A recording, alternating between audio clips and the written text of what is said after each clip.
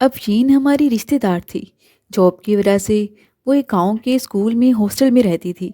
میرے بھائی بھی چونکہ وہی نوکری کرتے تھے، لہٰذا اس کے والد نے میرے بھائی کی ذمہ داری لگائی کہ اگر میری بیٹی کو کوئی پریشانی ہو تو اس کی مدد کر دیا کرنا۔ افشین میرے بھائی کو بہت زیادہ چاہنے لگی اور ان سے شادی کی آرزو مند تھی۔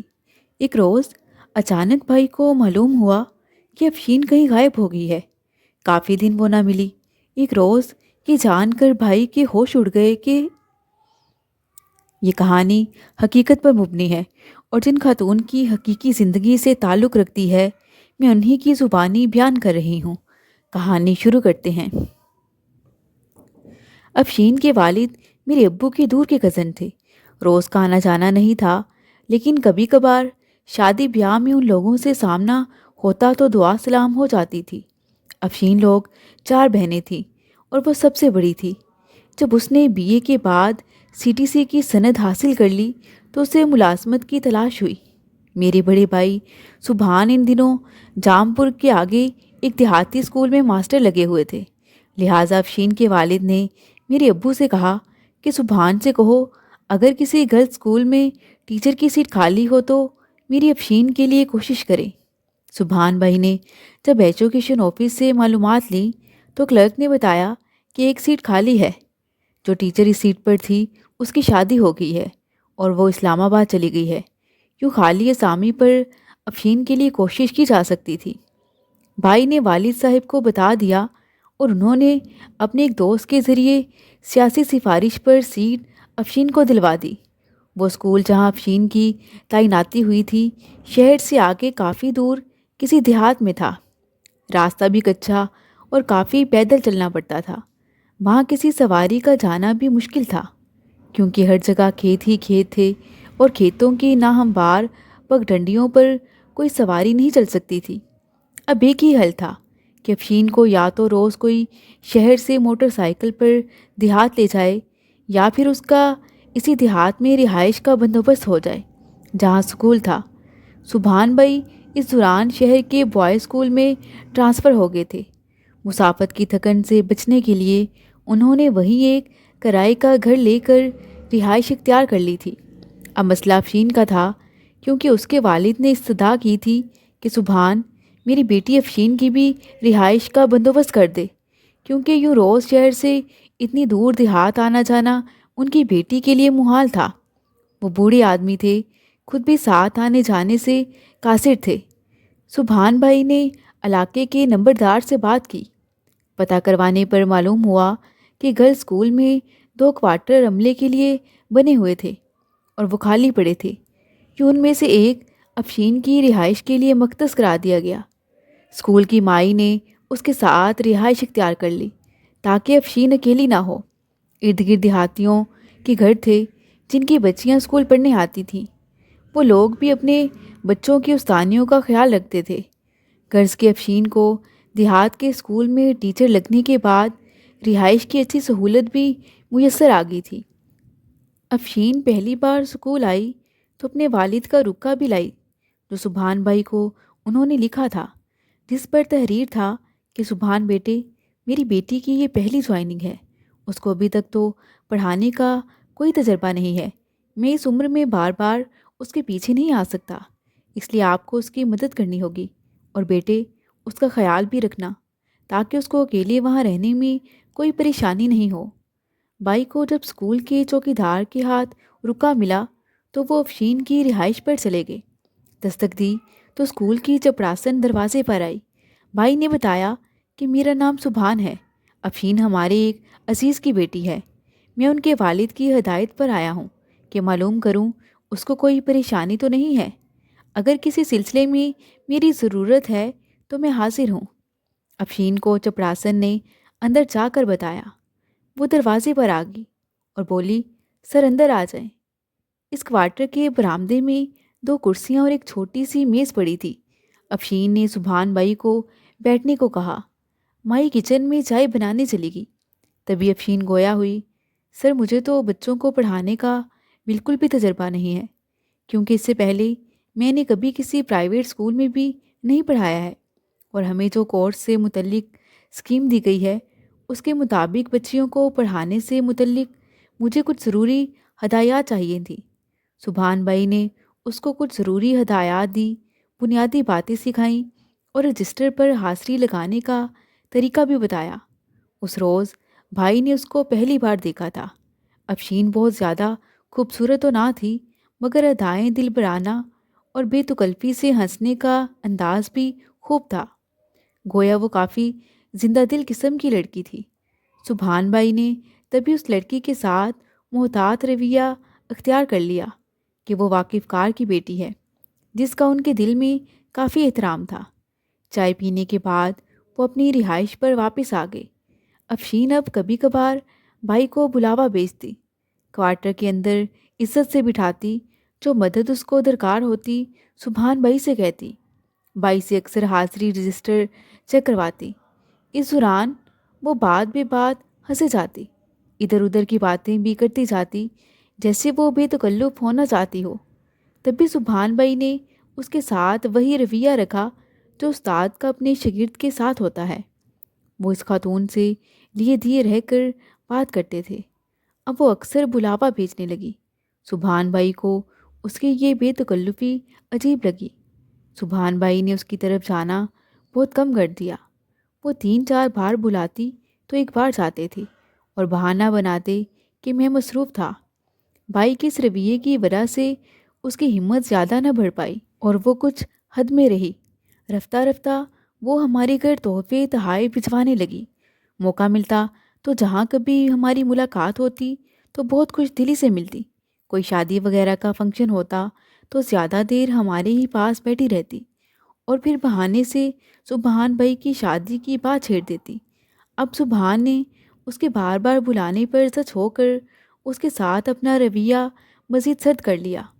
وہ مایوس ہو گئی اور اپنے مسئلے مسائل کے بہانے انہیں بلوانا بھی چھوڑ دیا۔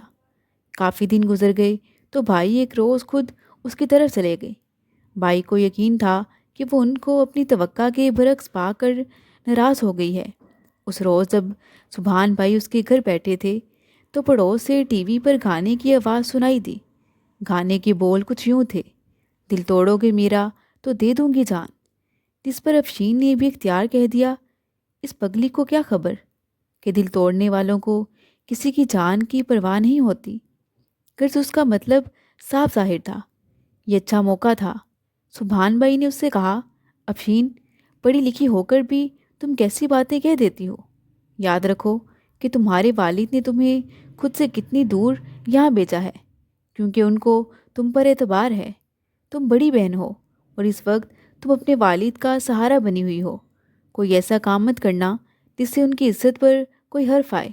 سمجھ جاؤ کہ تمہاری زندگی کا اختیار تمہارے والدین کے ہاتھ میں ہے۔ خود کو پھر کیوں ایسی ویسی سوچوں میں الجھائے رکھتی ہو؟ بھائی کی اس بات کا نہ جانے اس پر کیا اثر ہوا کہ دکھ بھرے لہجے میں کہنے لگی: سر، آپ شاید جذبات سے عاری انسان ہیں۔ خیر چھوڑیں، پتہ نہیں کیوں آپ میرے منہ سے نکلی بات کا غلط مطلب لے گئے ہیں۔ اس دن کے بعد سے تو بھائی نے اس کے پاس جانا ہی ترک کر دیا۔ بھائی کے دل میں اس لڑکی کے لیے کوئی جذبات نہ تھے۔ وہ بس اس کے والد کی درخواست پر اس کا خیال رکھ رہے تھے، مگر اب وہ یہ بھی جان گئے تھے کہ اس لڑکی کا خیال رکھنا بیکار ہے اور وہ خود اپنا آپ خیال رکھنے والوں میں سے ہے۔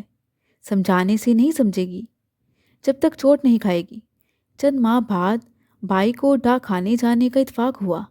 وہ یہ دیکھ کر حیران رہ گئے کہ افشین پوسٹ ماسٹر صاحب کے سامنے کرسی پر بیٹھی ہے اور چائے پی رہی ہے۔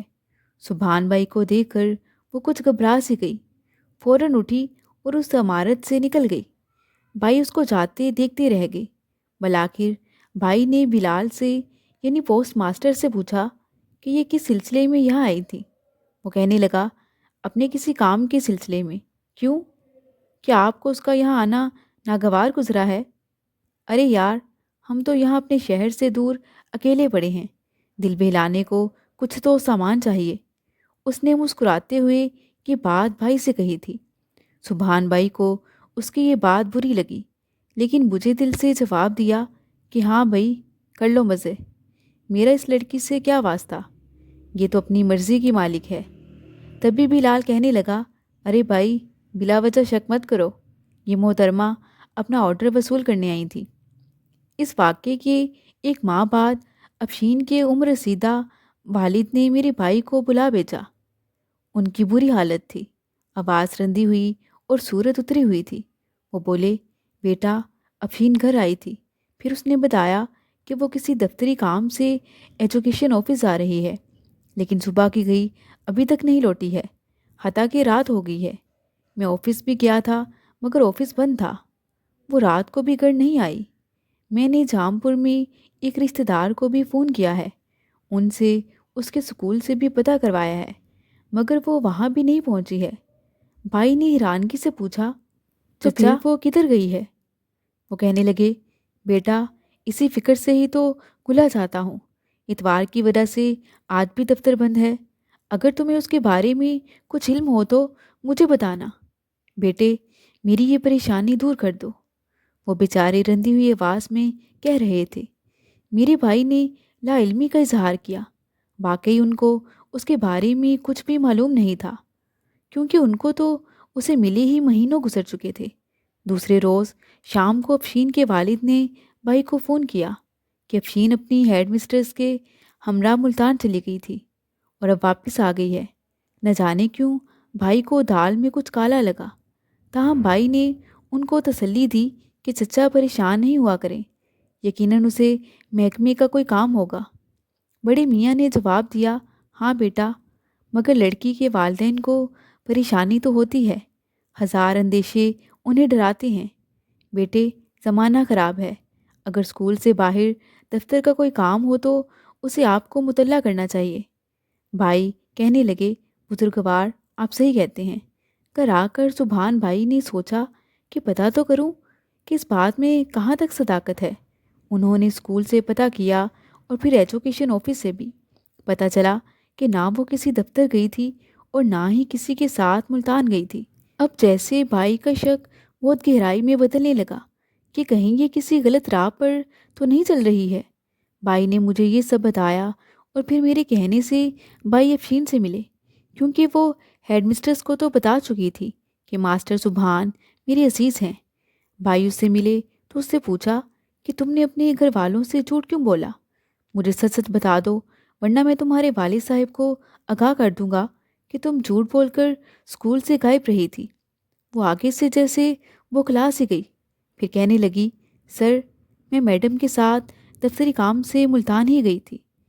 اس نے اپنے جھوٹ کو پھر سے دہرایا۔ بھائی کہنے لگے، میں تمہاری میڈم سے معلوم کر چکا ہوں، اب مزید جھوٹ بولنے کی ضرورت نہیں۔ اب تم مجھ سے کبھی کسی قسم کی ہمدردی کی امید نہ رکھنا۔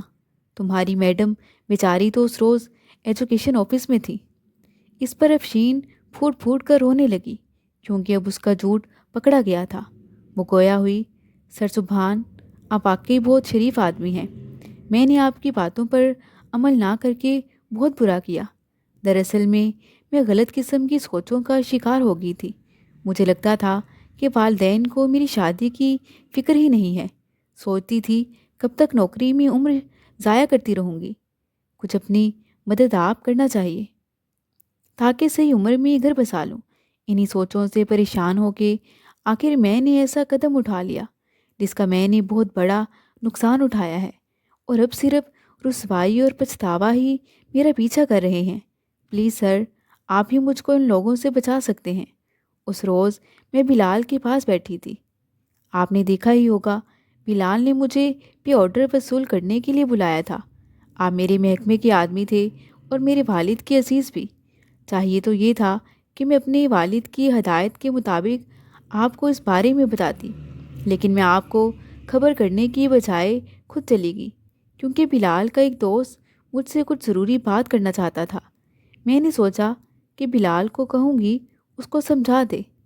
جب میں وہاں گئی اس نے کہا کہ میں آپ کی رقم گھر پہ بھجوا سکتا تھا، لیکن چونکہ فواد آپ کے ساتھ کچھ ضروری بات کرنا چاہتا تھا، اس نے میری بڑی منت کی تھی کہ میں ہی آپ کو یہاں بلواؤں، تبھی آپ کو بلوایا ہے۔ اب آپ کی مرضی ہے کہ اس سے بات کریں یا نہ کریں۔ میں نے پوچھا، فواد کہاں ہے؟ اس نے بتایا کہ برابر والے کمرے میں ہے اور وہ آپ کا انتظار کر رہا ہے۔ 2 منٹ اس سے بات کر لیں۔ نہ جانے کیا سوچ کر میں برابر والے کمرے میں گئی۔ وہاں فواد بیٹھا ہوا تھا۔ خوب جان گئی تھی کہ کیوں سندیسے بھجوا رہا تھا۔ مجھے دیکھ کر اس نے ہاتھ جوڑ دیے اور کہنے لگا، خدا کے لیے خفا مت ہوئیے گا، سچ کہوں تو آپ مجھے بہت اچھی لگتی ہیں۔ میں نے کئی بار آپ کو اگر اسکول کی طرف جاتے دیکھا ہے، اور یقین جانے میں تو ہر لمحہ آپ ہی کے بارے میں سوچتا رہتا ہوں۔ ہمارے دیہات میں پڑھی لکھی لڑکیاں بہت کم ہیں، شاید یہاں آپ واحد پڑھی لکھی ہیں۔ میں آپ سے شادی کرنے کا خواہش مند ہوں۔ اس کارن میں نے اپنے ایک شناس کو آپ کے والد کے پاس بھی بھیجا تھا، مگر انہوں نے کہا ہے کہ آپ کی منگنی رشتہ داروں میں کر دی گئی ہے۔ پھر وہ پوچھنے لگا، کیا یہ سچ ہے؟ میں نے کہا، کیا یہی بات پوچھنے کو بلوایا ہے؟ اور ہاں، میری منگنی ابھی تک کسی سے نہیں ہوئی۔ شاید میرے والد صاحب کو آپ کا رشتہ قبول نہیں تھا، تبھی ایسا کہہ دیا ہوگا۔ وہ کہنے لگا، میں نے پوسٹ آفس کی نوکری چھوڑ دی ہے کیونکہ اچھی رقم پس انداز ہو گئی ہے۔ اگر تم میرا ساتھ دو تو میں ایک اچھا سا دفتر ملتان میں کھول لوں گا، یوں ہماری زندگی اچھی گزر جائے گی۔ یہاں تھوڑی سی تنخواہ میں رکھا ہی کیا ہے، انسان اپنے بزنس سے ہی ترقی کر سکتا ہے۔ وہ کافی خوبصورت اور شاندار شخصیت کا مالک تھا۔ میں اس کی شخصیت میں مسحور ہو کر رہ گئی تھی۔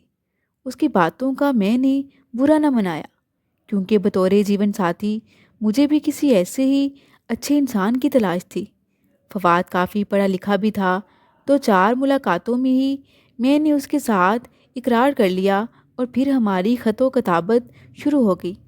ہم دیہات سے باہر نزدیکی شہر میں ملنے لگے۔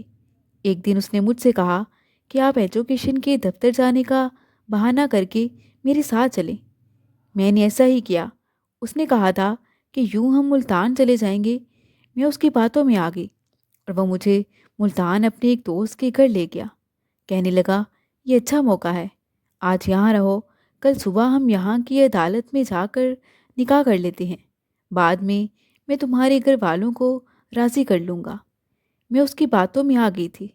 وہ رات میں نے اس کے دوست کے مکان میں گزاری، مگر کس طرح؟ میں بہت گھبرائی ہوئی تھی، نیند نہ آ رہی تھی، جبکہ فواد اپنے دوست کے ساتھ برابر والے کمرے میں بیٹھا تھا۔ وہ دونوں آپس میں باتیں کر رہے تھے۔ جب کافی دیر تک فواد اس کمرے میں نہیں آیا جہاں میں بیٹھی تھی، تو میں نے جا کر دروازے پر کان لگائے۔ فواد کا دوست اس کو رقم دے رہا تھا، جبکہ وہ کہہ رہا تھا کہ میں نے تمہارے لیے جان جوخم میں ڈال کر یہ کھیل کھیلا ہے اور تم مجھے اتنی کم قیمت دے رہے ہو۔ حالانکہ افشین غیر شادی شدہ ہے، اس کو آج تک کسی نے چھوا تک نہیں ہے۔ اگر میں چاہتا تو اس کی پاک بازی کی طرف ہاتھ بڑھا سکتا تھا، مگر میں نے ایسا نہیں کیا کیونکہ تم میرے دوست ہو اور میں تمہاری خواہش پر اس کو یہاں لے آیا ہوں۔ مگر جو رقم تم اس کام کے بدلے مجھے دے رہے ہو، وہ تو میری محنت کا عشرِ شعر بھی نہیں ہے۔ جانتے ہو اس وقت مجھے لڑکی کے ورثہ اور پولیس دونوں سے کتنا خطرہ ہے۔ میں اس کو اتنے کم داموں میں تمہارے حوالے ہرگز نہ کروں گا۔ مجھے اتنی رقم تو دو کہ میں دبئی سے بھی آگے کہیں نکل جاؤں، ورنہ میں پھنس گیا تو جان پر بن جائے گی۔ اس کا دوست پوچھنے لگا، آخر تم کتنی رقم چاہتے ہو؟ فواد کہنے لگا، کم از کم 25 لاکھ۔ فواد کا دوست کہنے لگا، 25 لاکھ؟ یہ تو بہت زیادہ ہے، جبکہ افشین بہت زیادہ خوبصورت بھی نہیں ہے۔ تم نے تو کہا تھا کہ وہ مثل حور ہے۔ فواد کہنے لگا، لیکن ایسی گئی گزری بھی نہیں ہے، خوش شکل ہے، اور تم جو رقم دے رہے ہو، اتنی قیمت میں تو ایک کالی بدصورت دیہاتی لڑکی بھی نہیں ملتی۔ فواد کا دوست کہنے لگا، 25 کی تو یہ آگے بھی نہیں بکے گی، بس 10 لاکھ کافی ہیں۔ ان کی یہ باتیں سن کر میرے تو رونگٹے کھڑے ہو گئے، میری آنکھوں سے آنسو نکل آئے۔ گویا فواد نے میرے ساتھ کتنا بڑا دھوکہ کیا تھا۔ دھوکہ نہیں بلکہ ظلم ہی کہا جائے گا۔ پہلے میں نے سوچا کہ مکان کے صحن میں جو لوہے کی سیڑھی پڑی ہے اسی پر چڑھ جاؤں اور باہر کو کود جاؤں، مگر وہ لوہے کی بھاری سیڑھی بھلا مجھ سے کہاں اٹھائی جاتی؟ جبکہ آواز ہونے سے یقیناً یہ لوگ مجھے پکڑ لیتے۔ ناچار میں کمرے میں پڑی چارپائی پر جا کر لیٹ گئی اور اندر سے کنڈی لگا لی، مگر اب مجھے نیند کہاں آنی تھی۔ میں تمام رات یہاں سے نکل بھاگنے کی تدبیریں سوچتی رہی۔ 3-4 گھنٹوں بعد فواد نے در بجایا، لیکن میں نے نہ کھولا۔ جب 3-4 بار اس نے در بجایا تو اس کے دوست نے کہا، رہنے دو، زیادہ شور ہوا تو پڑوسی چونک جائیں گے، شاید سو گئی ہے، سونے دو اور آج کی رات عافیت سے گزرنے دو، صبح یہاں سے نکل جائیں گے۔ مگر میں کہاں سو رہی تھی، میں تو دم سادے پڑی تھی۔ آدھی سے زیادہ رات تو بیت چکی تھی۔ میں ساری رات اللہ سے دعائیں کرتی رہی کہ آئندہ میں ایسی غلطی کبھی نہیں کروں گی، بس ساتھ مجھے یہاں سے بچا لے۔ انہی سوچوں میں ہی صبح ہو گئی، مگر میں نے دھر نہ کھولا۔ وہ دونوں شاید ناشتے کا بندوبست کرنے چلے گئے۔ میں نے موقع غنیمت جانا صحن میں نکلی، سیڑھی کے پاس گئی جو کافی بھاری تھی۔ وہ لوگ بیرونی دروازے کو باہر سے مقفل کر گئے تھے۔ میں نے دیوار کے پاس صحن میں آگے درخت کا جائزہ لیا جو زیادہ اونچا نہ تھا، اس کی شاخیں نیچے کو جھول رہی تھیں۔ تھوڑی سی تگ و دو کے بعد میں درخت پر چڑھنے میں کامیاب ہو گئی۔ دیوار سے باہر جھانکا، یہ صبح کا وقت تھا اور گلی میں کوئی بھی نہیں تھا۔ میں نے سوچا جو ہوگا دیکھی جائے گی، بس مجھے یہاں سے ہر صورت نکلنا ہے۔ بس میں نے اللہ کا نام لے کر چھلانگ لگا دی۔ خوش قسمتی سے نیچے مٹی کی ڈھیری پڑی تھی، اس پر جا گری۔ چوٹ تو آئی مگر زیادہ نہیں۔ اس وقت میرے دل پر خوف چھایا ہوا تھا، لہٰذا چوٹ کا درد بھی محسوس نہ ہو رہا تھا۔ میں نے ادھر ادھر دیکھا، اجنبی جگہ اور راستہ بھی نامعلوم۔ سوچنے لگی کہ کدھر جاؤں۔ سامنے ایک چھوٹی سی تنگ گلی تھی، میں ادھر کو چلی گئی۔ آگے ایک بڑا سا میدان تھا، وہاں دیکھا تو مجھے گورنمنٹ گرلز اسکول کا بورڈ نظر آ گیا۔ حالانکہ یہ 6:30 بجے کا ٹائم تھا، لیکن گیٹ کھلا ہوا تھا۔ میں ہمت کر کے اسکول کی عمارت میں جا گھسی۔ وہاں ابھی کوئی نہیں آیا تھا، لیکن ایک مائی صفائی کر رہی تھی۔ میں نے اسے آواز دی، اماں ادھر کوئی ہے؟ وہ بولی، ہاں میں ہوں، استانیہ 7:30 بجے آئیں گی، لیکن آپ کون ہیں؟ میں نے کہا، میں بھی استانی ہوں اور دوسرے شہر سے آئی ہوں اور ابھی ویگن سے اتری ہوں۔ تمہاری ہیڈ مسٹریس کب آئیں گی؟ وہ کہنے لگی، 8 بجے، اسکول 8 بجے لگتا ہے، تبھی بچے بھی آ جاتے ہیں، آپ اندر انتظار کر لیں، میں آپ کے لیے چائے بنا کر لاتی ہوں۔ میں نے کہا، مجھے تمہاری ہیڈ مسٹریس سے ملنا ہے، ان کا گھر کتنی دور ہے؟ وہ عورت کہنے لگی، یہاں سے زیادہ دور نہیں ہے، یہ برابر والی گلی میں ہے۔ میں نے کہا، آپ مجھے ان کے پاس لے چلو۔ وہ کہنے لگی، ٹھیک ٹھیک مس، میں لیے چلتی ہوں۔ اس نے چادر لپیٹی اور میرے ساتھ ہوئی۔ 5-6 منٹ میں ہم منزل مقصود پر پہنچ گئے۔ میں نے ہیڈ مسٹریس سے تعارف کرایا، بتایا کہ فلاں دیہات میں تعینات ہوں، کسی کام سے آئی تھی اور مشکل میں پھنس گئی، آپ مجھے بس کے اڈے تک پہنچا دیں۔ وہ بولی، ہاتھ منہ دھو لو، ناشتہ کر لو، میں تمہیں اڈے تک پہنچا دوں گی۔ میں نے ان کے گھر ہاتھ منہ دھو کر ناشتہ کیا۔ اس مہربان خاتون نے چپراسی سے رکشہ لانے کو کہا اور ٹکٹ کی رقم بھی اس کو دی، کہا کہ ٹکٹ لے کر اس کو ویگن میں بٹھا آنا۔ جب ہم اڈے پر آئے تو ویگن تیار تھی، میرے بیٹھتے ہی روانہ ہو گئی۔ خدا کا شکر کہ میں سلامت آ گئی ہوں۔ سر سبحان، آپ سچ کہتے ہیں، آج کل کسی پر اعتبار کرنا حماقت ہے۔ زیادہ تر مرد عورت سے زیادہ اس کی عزت مٹی میں ملانے کے طالب ہوتے ہیں۔ میری قسمت اچھی تھی کہ اللہ نے میرے ماں باپ کی لاج سلامت رکھی۔ آپ ایک شریف آدمی ہیں، کاش میں آپ کی نصیحت کا احترام کر لیتی تو یہ دن نہ دیکھنا پڑتا۔ افشین کی روداد بھائی کی زبانی سن کر امی اور میں دنگ رہ گئے۔ سچ ہے کہ فواد جیسے مرد ہی مرد ذات کو عورت کی نظر سے گرا دیتے ہیں۔ بہرحال افشین نے بھی کچھ کم بے وقوفی سے کام نہ لیا تھا۔ حالات نے اس کو ایسا سبق دیا تھا کہ شاید وہ عمر بھر بھلا نہ پائے گی۔ شادی کا ایک وقت مقرر ہے، شادیاں اس طرح سے نہیں ہوتی جیسے افشین کرنے چلی تھی۔ اگر ہو بھی جائیں تو ان میں سے اکثر لڑکیوں کا انجام اچھا نہیں ہوتا۔ لڑکیوں کو چاہیے کہ وہ اپنے والدین پر بھروسہ رکھیں، وہ یقیناً کسی اچھے رشتے کے انتظار میں ہوں گے۔ اس واقعے کے بعد میری امی نے بھی افشین کو کافی سمجھایا تھا۔ خدا نے جلد ہی رحم کیا اور افشین کے لیے اس کے والدین کو ایک اچھا رشتہ مل گیا۔ وہ بھی آ کر اپنے گھر چلی گئی۔ ہم نے شکر کیا کہ یہ بات نہیں کھلی، ورنہ اس کی رسوائی ہو جاتی۔ اگر بات اس کے شوہر کے کانوں تک پہنچ جاتی تو یقیناً افشین کی زندگی برباد ہو جاتی۔ مزید دلچسپ سچی کہانیوں کے لیے چینل کو سبسکرائب کریں۔